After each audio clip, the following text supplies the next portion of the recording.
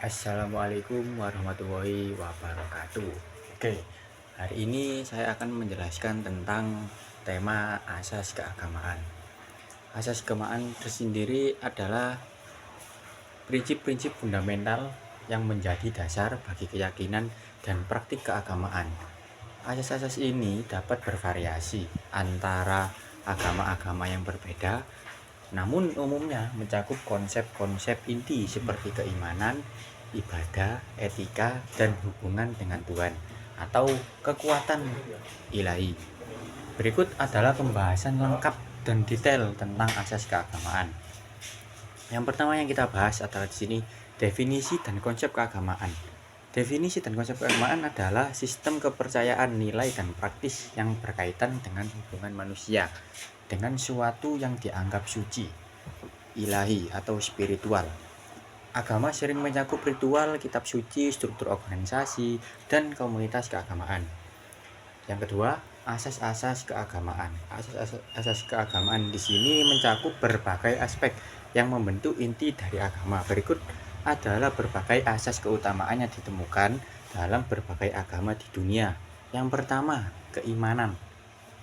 Keimanan tersendiri adalah keyakinan dalam sesuatu yang tidak dapat dibuktikan secara ilmiah atau empiris. Dalam konteks keagamaan, keimanan merujuk pada keyakinan kepada Tuhan atau entitas ilahi dan sering merupakan dasar bagi seluruh sistem kepercayaan agama. Oke, yang kedua, ibadah atau dalam bahasa Inggris worship. Ibadah adalah tindakan yang dilakukan untuk menghormati atau menyembah Tuhan atau dewa-dewa. Ibadah dapat mencakup doa, meditasi, ritual, perayaan keagamaan, atau tindakan lain yang dianggap sakral. Bentuk ibadah bervariasi antar agama, tetapi tujuannya umum adalah untuk mendekatkan diri kepada yang disembah tersebut. Yang ketiga, etika dan moral. Etika dan moral dalam konteks keagamaan mencakup prinsip-prinsip yang mengatur perilaku manusia berdasarkan ajaran agama. Banyak agama yang memiliki aturan etika yang mengajarkan bagaimana seseorang harus berperilaku terhadap sesama manusia dan lingkungan.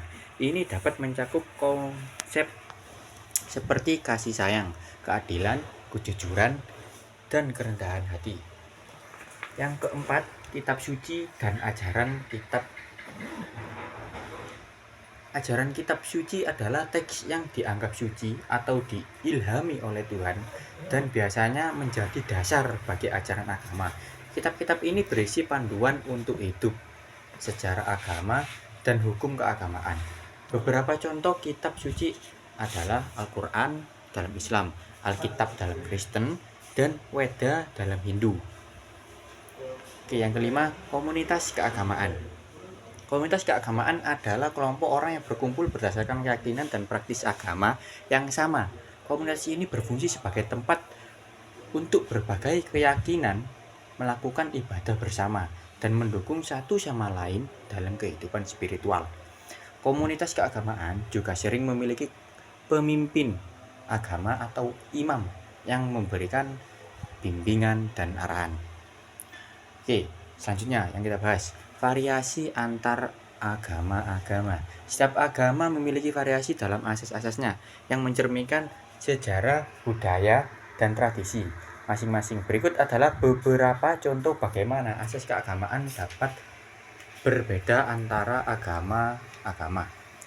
Yang pertama, Islam. Islam memiliki 5 rukun, yaitu syahadat, sholat, zakat, puasa, dan haji.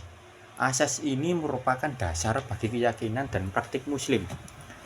Yang kedua, agama Kristen. Kristen memiliki inti kepercayaan kepada Yesus Kristus sebagai juru selamat dan banyak cabang Kristen yang menganggap Alkitab sebagai kitab suci. Asas keagamaan dalam Kristen meliputi cinta kasih, pengampunan, dan keselamatan melalui iman. Yang ketiga, agama Hindu. Hindu adalah agama yang beragam dengan berbagai dewa dan ajaran. Asas keagamaan dalam Hindu sering mencakup konsep karma dharma atau tugas dan tanggung jawab, dan moksha pembebasan diri, siklus kelahiran kembali. Oke, agama selanjutnya yang kita bahas Buddha. Buddha berfokus pada ajaran Gautama dengan konsep inti seperti 4 kebenaran mulia dan jalan 8 lipatan. Asas keagamaan dalam Buddha meliputi pencerahan dan penghindaran penderitaan.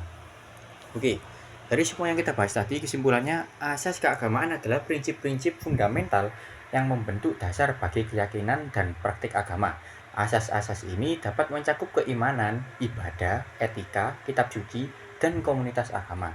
Meskipun ada variasi antar agama-agama, asas keagamaan umumnya berfungsi untuk memberikan arah dan makna dalam kehidupan seseorang. Memahami asas keagamaan dapat membantu individu untuk lebih memahami keyakinan mereka sendiri dan menghargai keberagaman keyakinan di dunia. Oke, sekian yang bisa saya sampaikan untuk asas keagamaan hari ini.